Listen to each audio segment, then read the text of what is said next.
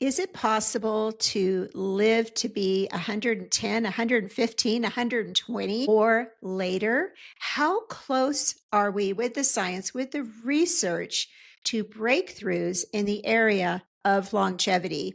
We hear a lot about hacking the lifestyle and doing various things to live longer. But how relevant or how effective are these things that we're doing? We're going to dive into these subjects and so much more with my guest today. Today, I have with me Dr. Jeffrey Gladden, who is the founder and CEO of Gladden Longevity. And he's the author also of the best selling book, 100 is the New 30. Love the title. He is redefining what it means to age, proving that being 70 can be the new 30. He is a visionary in the area of human performance, optimization, and longevity. Dr. Gladden co-founded the Heart Hospital, Baylor, Scott and White, and also spearheaded some cutting edge cardiac programs and medical innovations. But he had his own battle with fatigue, brain fog, anxiety, depression, weight gain, and this caused a shift in his life from traditional sick care to personalized longevity.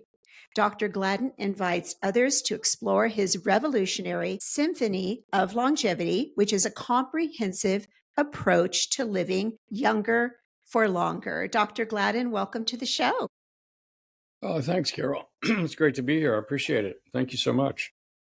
Absolutely excited to dive into all things longevity. But before we do, what was your shift? What happened? Because I think a lot of us, we don't think about doctors struggling with their own health.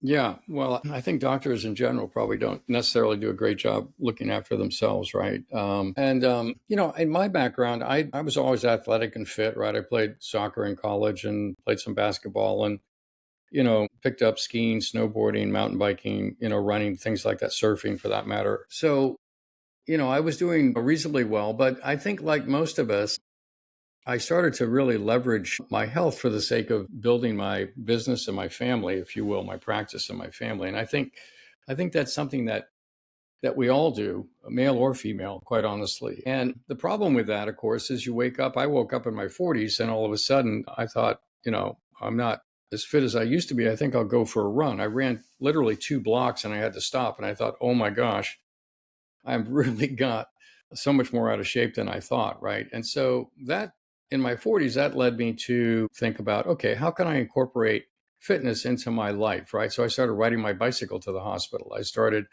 riding a bike on the weekends. I started jogging around the neighborhood, and about 3 months later, I could run 3 miles. I could do a bunch of things. I started doing balance training on different boards, a bongo board it's called, and some other things. And I felt really good again. And then in my 50s, however, which is really what led to the shift, that was no longer enough. I started putting on weight, as you mentioned. I was getting depressed whenever I would get anxious, and not just a little depressed, but like really depressed. And I was developing brain fog, and my father had died with dementia, right? And then there was the weight gain, there was a decreased strength, and I was exhausted all the time, even when I got a good night's rest. So I went in and I got tested by one of my colleagues with these complaints, and what I got back, maybe familiar to your audience, it's like, well, all your tests look normal for your quote unquote age.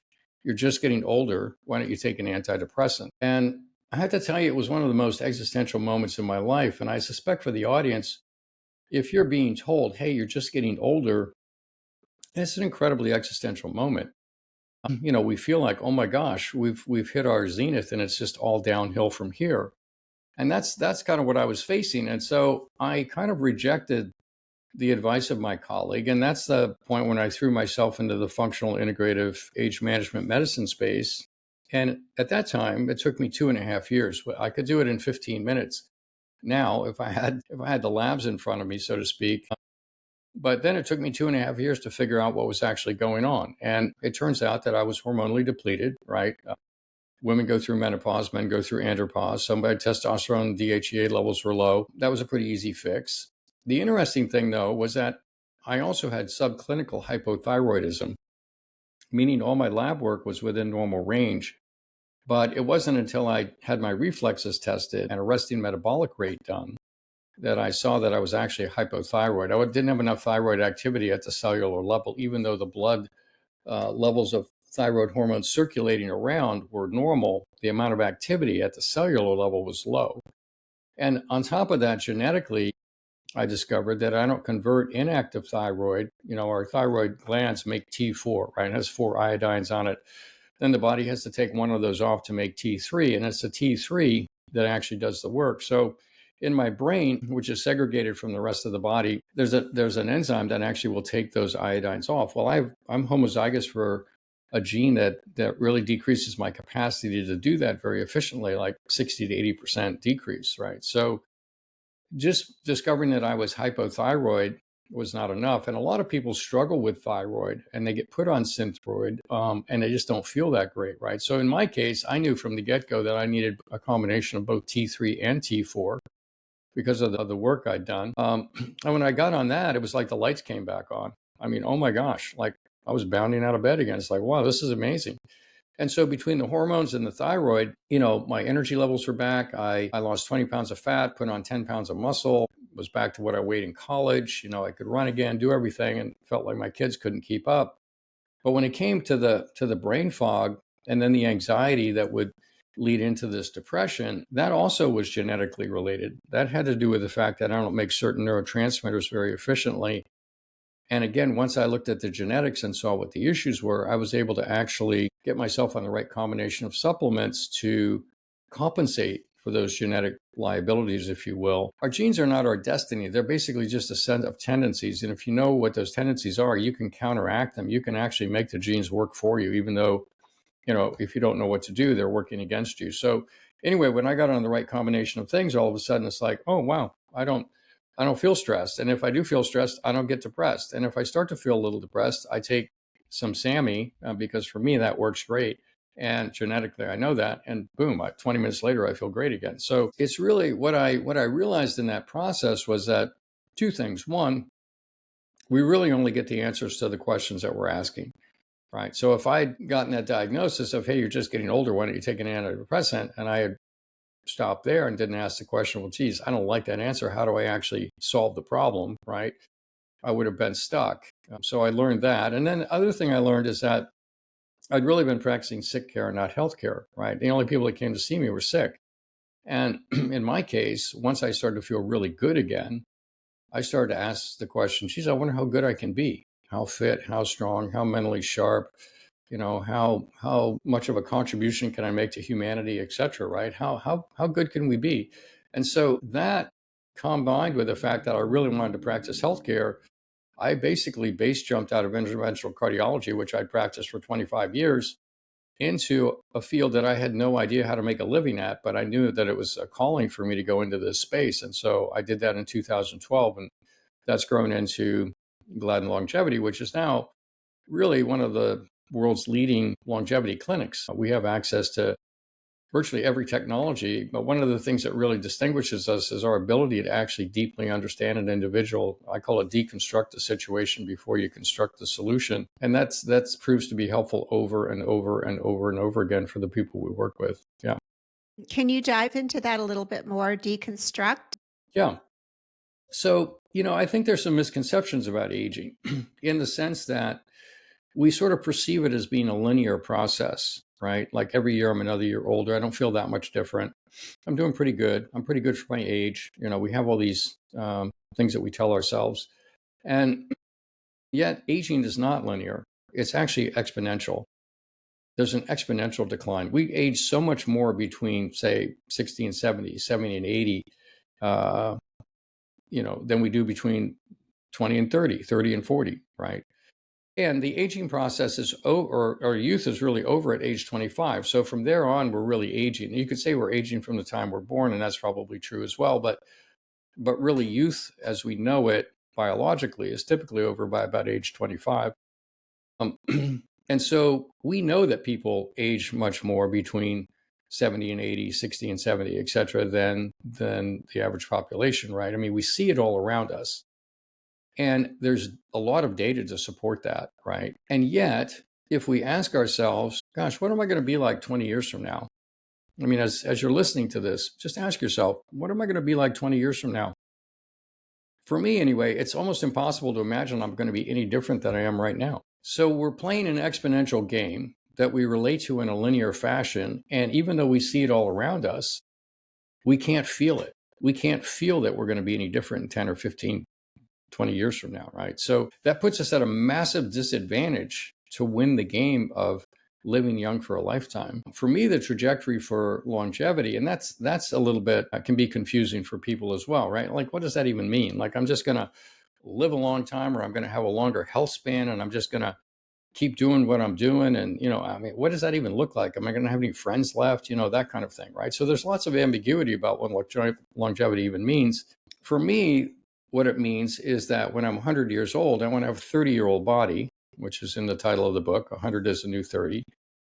And at the same time, I want to develop a 300/3,000-year-old mind with all the insight, wisdom, equanimity, transcendence, if you will, to actually become my unencumbered self, to where I can bring forward all my gifts into the world and help humanity not just be healthy, but actually elevate humanity in terms of how we think about ourselves, the planet, each other, the relationships we have, how we relate to new friends that we develop, all this kind of stuff. And so I think there's a real opportunity here for us to look at longevity as really the biggest opportunity we've ever had for self-improvement, both in the health space, the performance space, right? How fast and agile and quick we are, but also in the psycho-spiritual space, right? How connected we are, how transcendent we are, how we've gone back and resolved the old traumas that we live in reaction to, and things like that. So in the book, I outline 4 circles that I think are incredibly important in this whole equation, which is life energy, which is a psycho-spiritual circle. And then, and I think that's really the circle that binds them all. And then, of course, you have longevity itself. Now, most people think, well, what's longevity medicine? What are you even talking about, right? So the way to understand that is, as a cardiologist, I was trained in symptom-driven medicine. And then when I solved my problems, I was getting at the root cause. I was doing functional medicine or integrative medicine, right? So there's symptom-driven medicine, root cause medicine. Longevity medicine sits below functional medicine. It's actually the root cause of the root cause.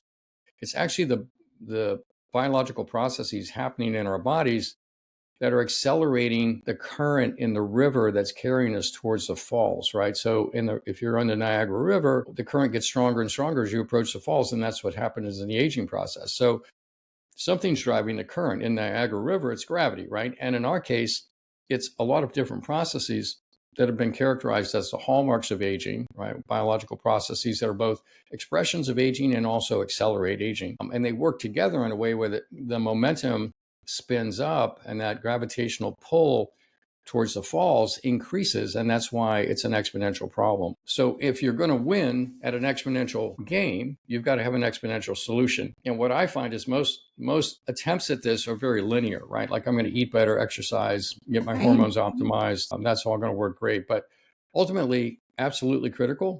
Can't get there without it. It's just that it's not enough, right? And you know that everybody that did that also got old and died. So Yeah. our approach is to take a bigger look at the whole thing. Yeah. Yeah, you hit on something there because I think we do. We think about the nutrition and movement and sleep and stress, which of course these things are important. Yeah, absolutely. About but then I think about the people that lived past 100 that weren't even aware of any of these things. And I That's right. wonder, I'm like, what's going on there?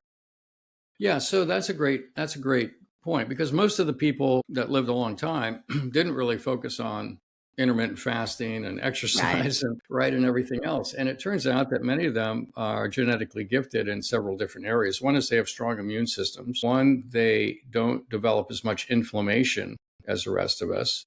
Two, their brains are resilient to the aging process, so they maintain cognitive ability. And three, they also have good cardiovascular systems that are resistant to development of cardiovascular disease. And so when you put those elements together, lower inflammation, better immune system, stronger brain, better cardiovascular system, then they are the genetically gifted that have been able to do this, even if they smoke cigarettes, even if they, drink every day, or, whatever they do, right? So, but for the rest of us, and we can look at those genes. I don't have a lot of those genes. I have some of them, but not all of them.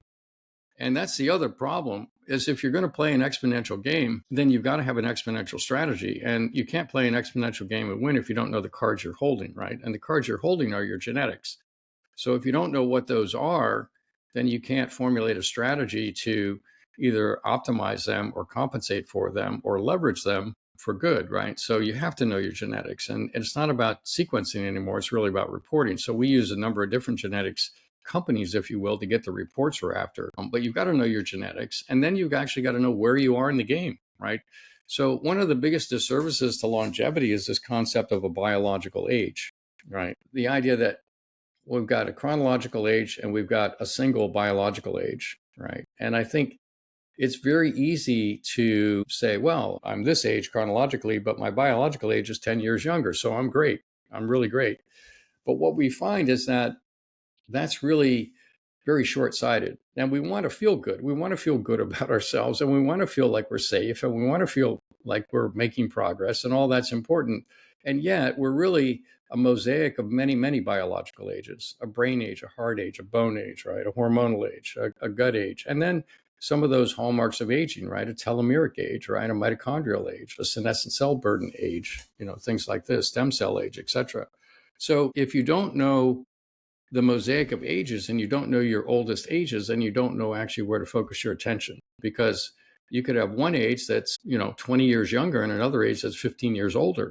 And so it's like, well, then I want to go after the ones that's 15 years older because what I'm doing so far is working well here.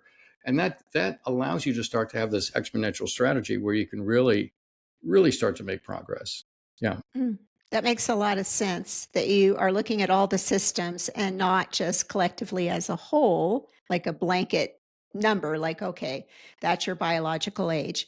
Now, when someone comes to you and they want to work with you, where do you start? Do you start with the testing? Do you collect some background information? What is the process that someone goes through?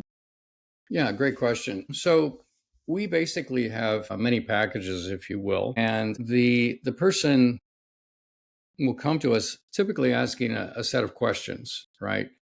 And so we're very sensitive to understanding the questions that the individual's asking, like maybe I want to look younger, maybe I want to feel younger, maybe I want more energy, maybe my issue is really bone density and muscle mass, or maybe my issue is cardiovascular risk, or maybe my risk is everybody in my family has had a history of cancer, or everybody's had a history of dementia, or I'm starting to feel some cognitive impairment or a little bit of decline. So people come with different questions, if you will. Can you help me with this or with that? And then other people come with a very global question. I just want to be as youthful as I can possibly be, and I want to develop a 300-year-old mind, and I want to, have the best life that any humans ever lived, right? So we have people that come with questions and then also aspirations. And so, depending on the questions that someone's asking, we will then basically develop a program for them. The thought process behind the program is always the same, although the components of the program may differ depending again on the individual. But the thought process is we need to understand that person really deeply before we want to make recommendations, right? And so there's a deconstruction, like what are your genetics, right? Where are you in the aging process? If it's a cardiovascular question, then let's look at your cardiovascular system through multiple lenses, right? Multiple tests. Um, I think it's really important to understand that when you do medical testing, people say, well, I had a test done. And so I'm okay, or whatever, or it showed this, therefore my heart is fine, right? And you know that you've heard of so many people that had a stress test done and then dropped dead 2 weeks later, right? So the way we look at it is that each test is kind of like a lens. And if you're familiar with a fly, like a, house fly, right? Their eyes, they don't have eyeballs like we do. They have what's called a compound eye, meaning they have many, many lenses in their eye, not just a single lens. And from that many, many lenses, they're able to develop an image of what's out there, right? And so in medical testing, it's like that. Each test is a lens, and we put together multiple lenses to create a compound eye to actually really understand what's going on with the cardiovascular system.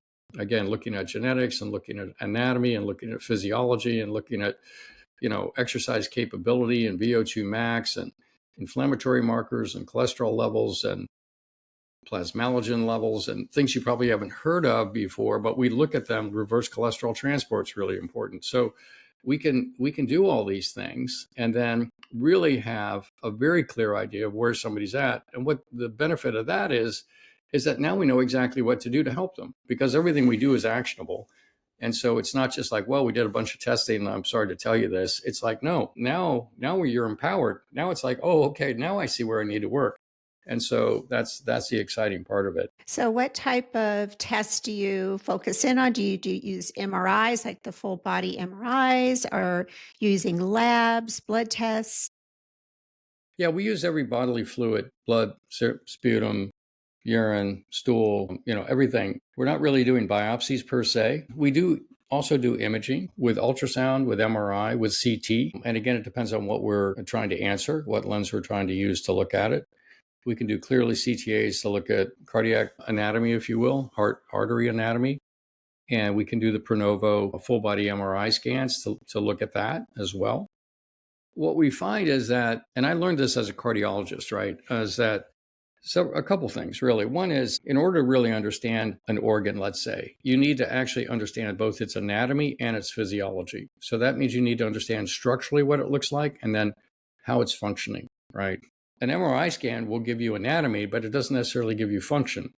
So it's one lens. It's one lens of that compound eye, but it needs to be complemented by other lenses that are then looking at the function of the kidney and the function of the liver and the function of the heart and things like that, right? So when you take this, what I would call sophisticated approach to getting the right information, then you don't miss things, right? And you don't have somebody that drops dead of a heart attack 2 weeks later after they do a stress test. Now, how far do you think the medical community is from actually embracing this concept of longevity and root cause? Are we a long ways from that? Do you see that happening in the future where this is a part of Western medicine? Well, the problem we have with Western medicine is that it's handcuffed to the payers. And so when you're a physician in that system, in that world, in that universe, you are only paying attention to what the payers are paying for, right? And every meeting you go to is basically looking at what pharma is developing and what surgical techniques are being developed, and all because these things are being paid for by the carriers, right? And so it leads to people becoming very myopic, both in the physician side of it as well as the administrative side of it. And it's very, very difficult. I think one of the interesting things is that physicians, and this is true of other professions as well, they go to good schools, right? They're smart people. They get trained at good institutions, and they're talented and they're gifted in their own ways, and they learn and are taught a bunch of techniques and strategies and ways of doing things surgically, interventionally, from a diagnostic perspective, and they tend to get married to those answers. I call it. They get married to that toolkit. And so if somebody brings up something that's outside that universe, right, they have a very hard time even believing that it's real, right? Because I went to the best medical school, right? I got trained by the best people, and how could I possibly not know about this, right? So what I found, however, in my own journey was that there was an entire world of information outside of what I had ever been trained in that was unbelievably useful and helpful. It just wasn't paid for by the carriers, right? And so that's why when I left the insurance industry behind, because I wanted to take the handcuffs off, not be told what I could or couldn't do for an individual, but be free to actually do the best for an individual. So when you look at the medical community, and I've had some interactions with them in the last year. What's interesting is that the doctors are more aware of the fact that, oh, you're doing regenerative medicine, you're doing stem cells, you're doing, embryonic rejuvenation factors from placental or cord blood or things. Oh, you're doing this. I've heard about that. I have people that go to Costa Rica or Colombia to get some of those things done. They don't realize that it's here, right, in the US, especially if you put it inside of research trials, right, where you can legitimately study these things. But they've heard about it now. And it's like, oh, well, that's interesting. Or they might even say, gosh, tell me more about that. I wish I could do that. But that's a long ways away from that community being able to adopt these strategies, if you will, right? It's a long ways away. So personally, I'm not holding my breath. I think we just go ahead and build a better system in parallel to it and make it available to people. So that's been our approach. Now, you mentioned the stem cell therapy. What type of therapies are you using in your clinic? And I'm sure that's dependent upon what you want to focus, what the tests are showing, and what that That's individual right. is focusing upon. That's right. That's right. Yeah, it's individualized, right? So we can, I'll tell you what we can do though. We can rebuild joints, knees and backs and shoulders and things like that using regenerative technologies, right? And these are stacked together, right? So stem cells are a piece of it, but they're think of stem cells as Olympic swimmers, right? Olympic swimmers are great, but if you put them into a swimming pool that's full of lawn chairs and twigs, right? They're not gonna be that effective, right? And so, what's missing in a lot of clinics is that, well, we have stem cells, we have exosomes, we have peptides, we do those things, but they don't really take the care to actually clean out the swimming pool and give the stem cells the nutrients that they need and the support they need, not only while they're in the pool, but after they've done the procedure to actually get those regenerative factors to actually really do their job, right? So, there's lots of techniques of stacking technologies together to actually get the best outcomes for people, and that's what we specialize in here. So we can rebuild brains, we can do things that decrease plaque in arteries, we can, and I'm not making any claims, so I'm just telling you things that happens. We can build bone density, we can build muscle mass, we can give people energy like they had when they were in their 20s again, right? So I was born in 1954 in February. So I'll let you guys do the math on that, but I wake up 27 every day. And the reason I wake up 27 every day is because I never reference my chronological age. One of the biggest disservices we do to ourselves is referencing our chronological age as if that actually means something. Because all of society is coaching us that we're getting older, that we shouldn't be doing this, we shouldn't be thinking that, we're not, whatever, we should start to think about that or whatever. And I've just rejected all of that. It's like, no, I'm 27. In fact, I'm actually pushing into 18. So if I don't wake up and I feel 27, I'm like, I don't ever say, oh, yeah, but you're great for your age. I never say that ever. I only say, no, no, no, I want to be 27. And so I push back into that. And so in doing that, I was able to rebuild my right knee. I had an accident back in August and I rebuilt my right knee. I was told I needed a total knee replacement. And I said, no, I'm not going to do that. And I rebuilt it. Now I'm back. I ran this morning, 3 miles. I went mountain biking on Sunday and I crushed this mountain bike ride. I rode further and harder, climbing stuff I couldn't climb previously because of technologies we've had here that can improve energy for people dramatically, right? And it's remarkable. We can be as young as we think we want to be. The technology is there. We just first of all have to believe that it's possible, right? And I think if you're listening to this, I don't really care what your chronological age. Just pick the age you want to be for the rest of your life. Maybe it's 30, maybe it's 27, maybe it's 18. I don't know, 35. People pick different ages, but claim that age and reference that as your benchmark for how you're going to feel. Because if you do that, oh my gosh, you'll make amazing progress. You really will. You'll start asking the right questions. How do I get back to that? Right, and that drives all progress. I think you hit on something so important. There's really a mindset aspect to this because I know when I see my age, I'm 63. So when I see it on No, you're paper not. No, or you're not, Carol. Let me interrupt you. You're not 63. No, you're not. Tell me how old you want to be. 28. Okay, so you're 28. All right. But it's funny what the mind does when you see the number on paper or somebody refers to your age. There is something psychologically that happens, and I can see That's where right. people can start to feel defeated from this. Like maybe they're having joint problems, You and can then you start to believe it. You can start to believe it, right? And, if we're not being proactive about it, as you talk about, your physiology will start to reinforce it, right? Your knees hurt, your hips hurt, whatever it is, right? But, when I was coming back from this injury and I went for my first run, it was so slow. It was so agonizingly slow for me. And I was like, oh my gosh, this is so great. This is unbelievable. I'm back running again. And I know that this is my step to getting back to running like I did when I was 27.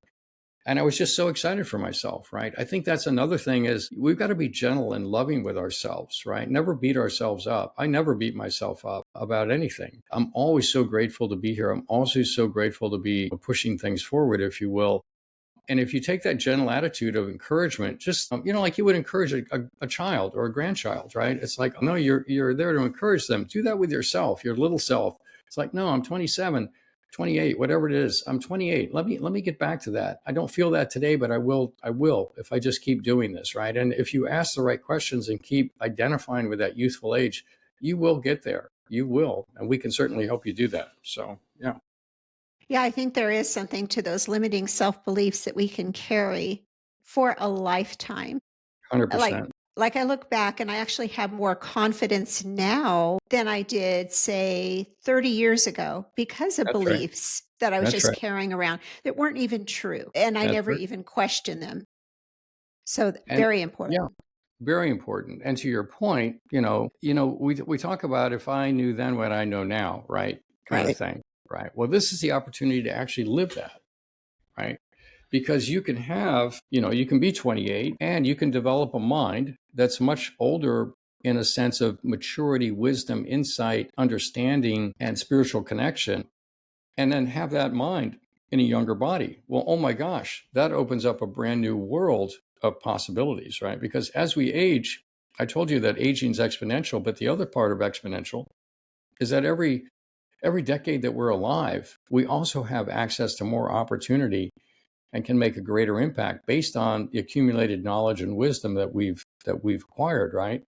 And so when you marry that exponential increase in capability and opportunity with a youthful body that stays 28 and a youthful mindset that stays 28, that's a future that nobody's ever lived into before. And that's our opportunity with this. That's our real opportunity. It's like, oh my gosh, what could we actually do? How could we actually change the planet? How could we make our families better, our companies better, our cities better, our towns better, our any organization, our countries, our hemispheres, our globe for that matter, right? You can really start to think in big terms, and it's super exciting. It's like I've never been so excited to be alive as I am today.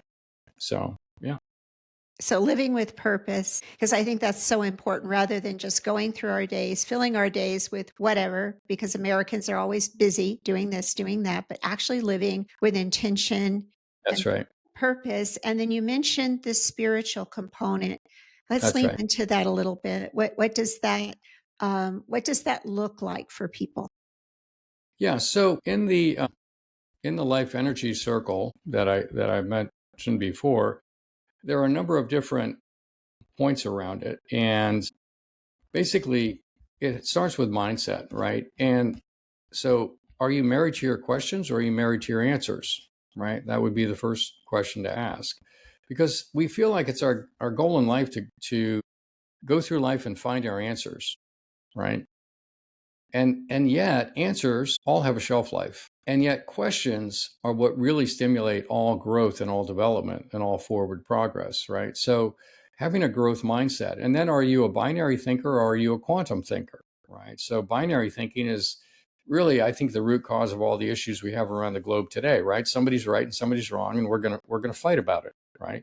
And that's binary thinking. And for humanity to really thrive, we need to move past that into quantum thinking, where like a quantum computer, right? Where there's a sphere of all possibilities. And from that sphere of all possibilities, you're choosing the right solution at this time in this place for these people to really help people thrive, right? And so that's really critical. And then optimizing mental health is the next element of it, right? There's so much anxiety, depression, PTSD, addiction, right? And a lot of that's related to trauma, right? We've all suffered trauma. I don't know of anybody, I've never met anyone that hasn't suffered trauma, myself included, of course. And we end up living in reaction to that trauma. These are part of the limiting stories that we carry with us, right? That you were referencing earlier. And so being able to actually go in deeply and understand what happened and how the trauma got perpetrated and what my role was and what somebody else's role was and what actually happened. And then being able to forgive everyone involved, right? And then from there, being able to work towards transcendence, where you become grateful for everything that ever happened because it brought you to this conversation today, right? To bring your gifts forward, right? So being able to really solve the mental health equation is huge. And then feeling unconditional love for oneself, right? This is another major one, right? And I never felt unconditional love until my son was born. It was like, oh my gosh, I love this little guy like I've never loved anybody in my life, right? I'm sure listeners can relate to this. It was transformative for me, and I realized that I'd never gotten love like that. I never felt that from mom and dad, right? And so I eventually took mom out of her maternal psychic energy spot and put it in that unconditional love, and took dad out and put that in. And then big Jeff loved little Jeff. And all of a sudden there's a three-legged stool of unconditional love, right? And it's like, oh, well, that feels pretty good, right? So that's how I manage that. And then optimizing relational health, you have to have great relationships. Well, then you got to know, or at least understand, what's a great relationship? What is a great relationship? How do you define a great relationship? And for me, it's knowing and being known, and loving and being loved. And Really, that unconditional peace, probably. that's right. That's right. And the unconditional peace comes in, but in order to really know and be known and love and be loved, it takes courageous conversations. Where you bring up the issues that you think, well, this may destroy the relationship, but it's on my heart and I need to bring it forward. We have a tendency to want to kind of keep things going, and we sweep things under the rug, but that only leads to resentment, right?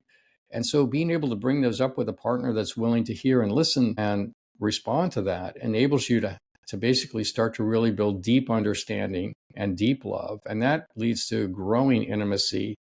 And relationships do well when they're like gardens, when you're in there working and the plants are growing, right? If you've got plastic plants and it's all static, well, it's not a great relationship. So, knowing and being known, loving and being loved, courageous conversations, and then understanding language isn't really the best form of communication, right? Because many things can be true at once. And somebody can say one thing and actually be thinking something else at the same time, because that's just how it is, right? Language just dribbles out certain ideas, but you've got to understand, well, I think you're saying this, but there may be more to it than that. Can you tell me more about that? Or I think I heard this, did I get that right? It's kind of like the same kind of language that a therapist would use. But when you use those kinds of languages, realizing that the task is really to deeply understand, then all of a sudden you start to develop great relationships. And then feeling joy, right? So for me, Yes. the meaning of life is, and this has come through some really deep meditations that I've had, that the meaning of life, when you get in touch with consciousness or God or source, or, people have different terms, it's pure love. Oh my gosh, it is just pure, pure love. And when you feel that love, it's like, well, what does love love to do? Well, love loves to create. And so we have this ever unfolding universe of creation going on all around us. And what's the feedback loop on creating, right? Well, it's joy. And I think humans are at their best when they're creating, right? And I think probably as you think about this in your own life, from a loving place, creating joy, that's really a beautiful thing. So that's my purpose in life, from a loving place to create joy, right? And so that's my North Star. And then optimizing spiritual health. Every study ever done shows that people that believe or connected to, faith or source or God, or, there are different terms for this, of course, but they all live longer. They do better. They're happier. They recover better. They have less stress. So it's an undeniable thing. And then feeling worthy. This is the flip side of optimizing mental health, but a lot of people don't feel worthy. They feel shame and guilt and remorse and things like that, which leads to self-limiting beliefs. And so when you go in and solve those problems, right, understand them deeply and heal them and then transcend them, just like with mental health, now you're able to become what I call your unencumbered self, right? You're able to be your unencumbered self, where you can bring all your gifts forward, all the love, all the joy, all the creative energy, right? And now we're starting to step into a different realm of humanity, right? Super exciting. And then optimizing wisdom, right? How do we make great decisions, not just for you and me, Carol, but for the other listeners on here and the listeners that tell their friends about it and the other things beyond that? How do we make wise decisions for everybody involved? And then feeling safe, right? So this is massive. I think all anxiety, stress, worry, depression, fear, angst, even greed, I think all those things really, when I devolve down, what's below that, it's not feeling safe. Mm. And the interesting thing is that when you understand that feeling safe is so critical, just like having unconditional self-love is so critical, you also realize that there's nothing external to us that can ever make us feel safe.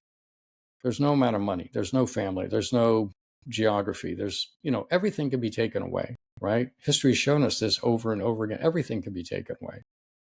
And so how do we ultimately feel safe, right? Well, that's a psycho-spiritual question, right? That can never be taken from you.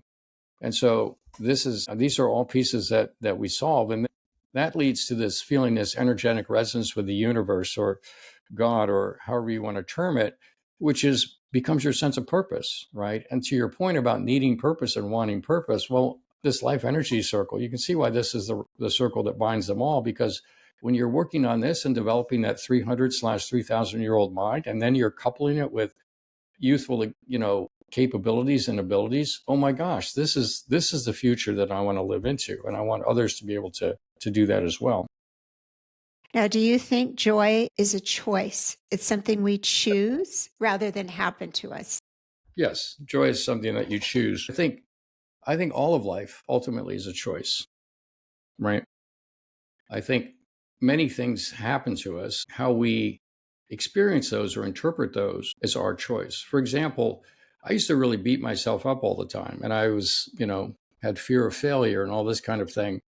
Now I don't ever beat myself up, and something quote unquote bad could happen, but I only look at it as an opportunity to learn and to grow, right? So there's nothing bad that really happens, right? There's just opportunity. There is no failure. It's just a learning exercise and an opportunity to become wiser and have more empathy and more insight than I would have had otherwise, right? So all of these things that quote unquote that are bad that happen to us really are there as gifts, right? You probably have heard this and read this before. They're really all gifts in disguise, and the people you have the biggest trouble with are actually the biggest gifts because they're there to teach us the most. And I really wrestled with that. I'll tell you, with a few people that I've known, but I've come to understand that that's true. So I think it is a choice. And even how we view things that have happened, like you mentioned the trauma and all of us having trauma. I know I had trauma, but Hmm. looking back and seeing trauma as a gift once we've processed it, once we've come That's to right. terms with it, but seeing, okay, I wouldn't be who I am today. I wouldn't have the capabilities or the gifts had I not gone through these things. That's right. That's exactly right. That's exactly right. And I, and I'm sure your listeners do too. We move in circles of people that are very successful, in one sense or another, and yet all of them have suffered trauma, and most of them have made really remarkable strides and insights, recoveries, enhanced capabilities, greater empathy, greater joy, greater love because of the things that they went through.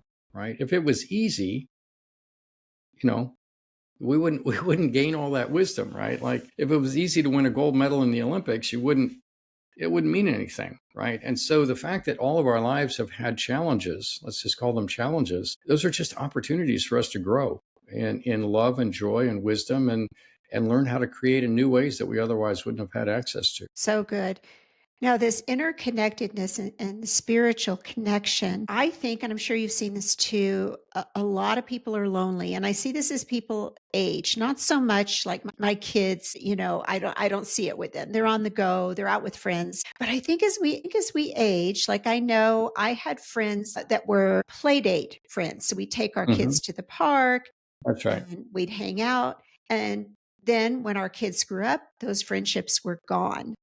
That's right. And you reach a point where you realize, oh, I don't have friends outside of my own family. And it can Hmm. create this loneliness, this void. Yep. Agreed. I think it is a challenge. And I think there's a couple of solutions there. One is to recognize it as a problem, right? That needs a strategy, right? Instead of just kind of passively acquiescing to it, it's like, no, it needs a strategy. And I've made some of my best friendships through my hobbies, right? Not so much through work, although I have many, good friends that I know in work, but really best friends have come through hobbies that I've had, whether it's mountain biking or snowboarding or playing the guitar or, other things that I enjoy doing. Then you really connect with people kind of offline, away from work, away from any agendas. And you really, if you put yourself in those situations, it's never been easier to meet people, but it's also never been harder on some level to actually develop real relationship, right? Social media is such a waste of time, I think, in that Yeah. regard, right? But if you can actually meet up with people and put yourself out there and get to meet people and realize that as you age differently than your peers, right? Like my peers now, I go and visit them, but they clearly can't go to do the things that I'm going to do. They're not going to go mountain bike with me or go for a run, right? I love them dearly, but I have to have younger friends. So I'm constantly making younger friends. And it's interesting, younger people are interested because number one, I can keep up with them. And number two, they appreciate the added perspective that we can bring. So we're incredibly valuable, particularly if we maintain our youth and build that 300-year-old mind. And, we can have access to more friendships and more people than we ever thought possible if you frame it up that way, and then, have a strategy about how you're going to meet people. So You made a I just, really, really good point about getting with your past, your peers that are your age and they can't do the things you do. I've run into this too, where I almost feel like I don't fit in when I go to hang out with people who are that's my right. age. Yeah. Well, you're 28, so they're not your age, right? That's the reality of it. They're really not your age, but you still love them, and so you want to hang out with them, and that's Right. fine. Do that, but go hang out with 28-year-olds too, right? It's funny that you say that because I do catch myself gravitating to people. My daughter's 28, and I'll Okay. gravitate to people that, her friends and people Yeah, she's hanging out with. exactly. And I feel more of a commonality, but then there comes that point where they don't have the wisdom or experience, That's so right. it's hard to connect that way. Yeah, it can be. It can be, but it also represents opportunity, right? To ask questions. I found that the questions really are the key, right? And just asking gentle questions. What do you think about that? You know, what are your thoughts about this, or whatever? Just opens the door to interesting conversations. I have great conversations with people of all ages, really, but you have to kind of initiate them, right? Otherwise, people are just kind of, whatever, they're in the midst of what they're doing, but they're not really reflecting on it. But if you come in with just with questions, right? Not so much comments or judgments. Judgments are kind of useless, really. You really want to come in. You really want to come in with. You can have a sense of discernment about what you're going to do and not do, but judgments are not. They're not really constructive. So coming in with questions for deeper understanding, that can start to open them up. Like I have amazing conversations with my kids around stuff, right? And a lot of younger people. I have younger people that work with me that I have amazing conversations with also. So yeah, I think when you have a 28-year-old body and a 300-year-old mind, oh my gosh, you can have a conversation with anybody on the planet, right? And that's quite a Mhm. beautiful thing. Yeah. Yes, it is. Where do you think we're headed in the future with longevity research, longevity medicine, regenerative medicine? What does it hold for us? Well, I think aging is going to be cracked in the next 3 to 5 years, quite honestly.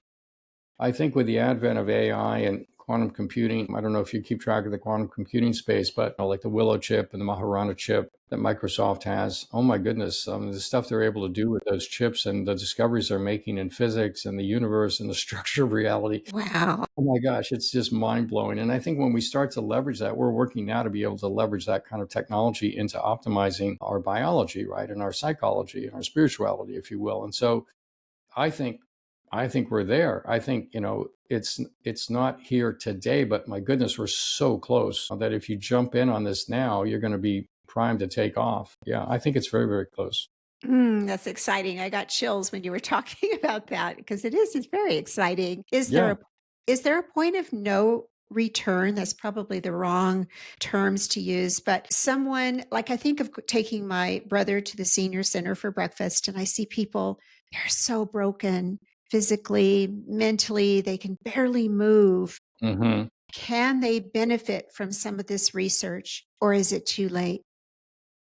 Well, I think we will get to a point where it may be possible to bring back these people that are cryopreserved, people that died and had themselves cryopreserved. We may get to that point, and then from there, you may be able to kind of resurrect things for them. So if we ever got to that point, I think you could take somebody that's actually living and breathing and you could do things. I think today though, you don't want to become one of those broken people because the technology we have right now can do a lot, but you can't take a broken vessel today and get them back to 28, right? We can Right. take you back to 28, but to take someone that's really broken down and fully demented and crippled and all these things, we just don't have the technology to do that currently, right? So there is a point of kind of no return, and knowing that, it kind of spurs us on to take action today to preserve That's everything we have but build on it, right? So yeah.